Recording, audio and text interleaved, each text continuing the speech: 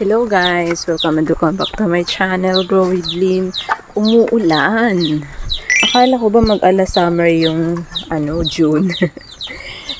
For today's video ay share ko lang yung siguro naman ay kagaya ko, naku-curious or naku-confuse kayo or nalilito sa mga itsura ng Murasaki, Peach Snow, Peach Frost at Snow Peach.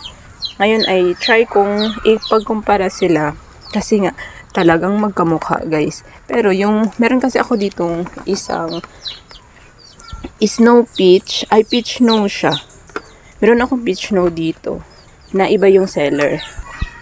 Ayan guys, pinagtabi ko na talaga sila para mapagkumpara. Pero kahit guys pinagtabi ko na sila, naku-confuse pa rin talaga ako kung sino ba talaga si Snow Peach or Peach Snow or sino si Peach Frost. Pero may pinagtanungan ako na seller guys. Tinanong ko kung magkaiba ba si Snow Peach at saka si Peach Frost. Sabi niya, si Peach Frost ay iba. Pero si Peach Snow at Snow Peach ay iisa lang daw. So ito, pinagsama ko to sa isang pati. Galing to kay Ma'am Kiz. Nakalimutan ko na kung guys, ilang buwan na to sa akin. Naku, nabuwal na naman. Ganito yung problema talaga sa akin kapag bumibigat yung heads. Kasi nabubuwal yung yung pinakapuno. Gaya na nangyari sa Murasaki ko guys. Nabibigatan sila tapos yung soil ko ay masyadong buhaghag. Kasi gumagamit ako ng rice hull which is sobrang gaan. At sobrang mabilis niyang mabuwal ng mga roots. Lalo na kung mababaw lang yung pinagbaonan ng roots. Wait lang ha. Aayusin ko muna to. Nahirapan akong ayusin kasi nabubuwal pa rin siya kahit lagyan ko ng bato. Pag stick naman ang ilagay ko dyan, hindi din kayanin ng stick guys. Matanggal lang yung dahon niya. So hayaan na muna natin. Gusto ko din kasi sanang mag-trail talaga siya. Kaso yun nga. Nabibigatan siya. So nakikita nyo guys, ito yung Snow Peach, ayan, yung itsura niya. Tapos, ito naman, Peach Frost, ito yun siya. Ito at saka ito. Tapos, ito silang dalawa yan. At saka ito, tatlo pala pati ito. Ayan, magkaano yan sila, magkadugtong. Isang puno lang, tatlong heads, o tatlong sanga. Tapos ito ay Murasaki. Nilagay ko dito kasi wala akong mapaglagyan na. Kaya siningit ko siya pero mukhang kailangan ko na naman siyang ilipat kasi nga hindi maayos yung tayo. Ibaon ko na lang siya ng bongga siguro. So tingnan natin yung itsura ni Peach Frost. Ganito siya guys. Hindi siya ganoon ka pink. Same exposure lang sila kasi same pot lang sila nakalagay. Tingnan mo yan. Peach Frost. Ganyan yung kulay niya. Parang dark purple or dark purple, hindi nyo masyadong makita din pala yung kulay guys. Para siyang may pagka bluish or may pagka purple. Siguro kaya siya Peach Frost kasi para nga siyang frost. Tama ba ako guys? O parang may pagka blue, ganun. Gaya din ito, same lang sila pati ito. Tingnan mo naman yung Murasaki, iba sila. Diba? Tsaka yung Murasaki ko dito sa kabila. O yan naman yung Murasaki ko dito. Ayan. Asan pa ba? Yan, Murasaki. Magkakamukha talaga kasi talaga ito sila guys. Tapos, Peach Frost yon. Tapos, ito yung Snow Peach na ID ni ma'am. Ayan. Malapad yung dahon. Hindi ko alam kung mataba lang ba talaga siya or sadyang payat lang ito, kaya malapad yung dahon niya. Pero ganyan yung itsura niya. Hindi ko rin alam kung anong itsura nito pag naka-direct sun. Kasi iba-iba din talaga yung itsura, depende sa exposure.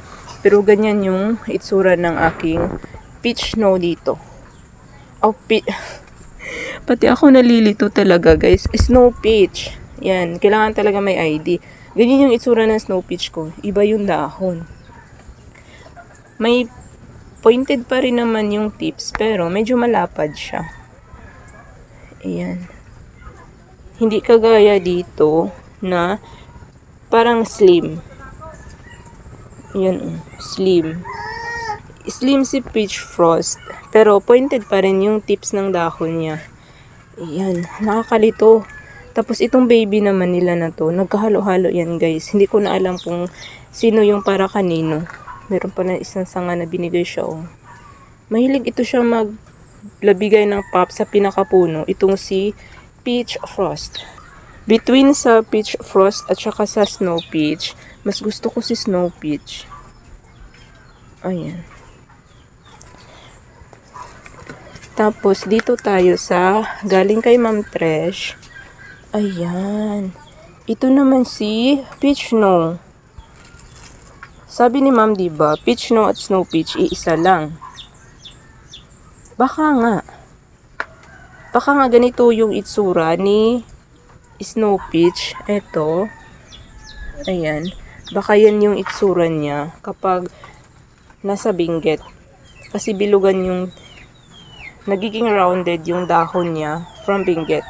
Ito kasi mas mainit dito kasi kaya nagiging ganito siya. Parang nagkakaroon ng tips yung dulo ng dahon niya. Yun. Tapos ang kulay nito, parang same lang din dito. O, igsaba. Karon pa na nasulod. Parang same lang din sila ng kulay, guys. Pagtabihin natin sila, guys. Ayan. Oo. Mukhang magkamukha nga lang sila, guys. Parang iisa lang talaga. Si Peach, no? At saka si Snow Peach. Tignan nyo yan, oh. Tignan nyo yan, oh. Ganyan. Tapos, ito yung mga bagong tubo niya. Dito sa akin na, na sunlight exposure. So, parang iisa nga lang sila. Si Peach, no? At saka si Snow Peach. At saka mas halata yung mga lines nila na ganyan sa gitna. Ayan. Diba? Kaysa sa Peach Frost. So, iisa nga lang pala talaga sila. So, hindi na tayo pwedeng malito. At saka, hindi din ito siya missing you. Kasi si missing you, flattened yung dahon niya. Whereas dito na malusog. Ito, malusog naman to. Iba nga lang talaga exposure ng araw nito kaysa sa dito. Kaya siya medyo din butsyog. Ganyan. Kasi sa Benguet to galing. Iba siguro yung sun exposure ni ma'am. So, aayusin ko lang ito. Siguro alisin ko muna yung mga propa. Mga leaf propa to lahat. Tapos, dagdagan ng soil at tukuran ng bato. Yan. So, that was it for today's video, guys. And thank you all for watching. See you in the next one and keep growing. Eto, lumaki na. Nakalbo to nung nakaraan eh. Pinugutan ko. Ito na yun. Ito na yung head niya.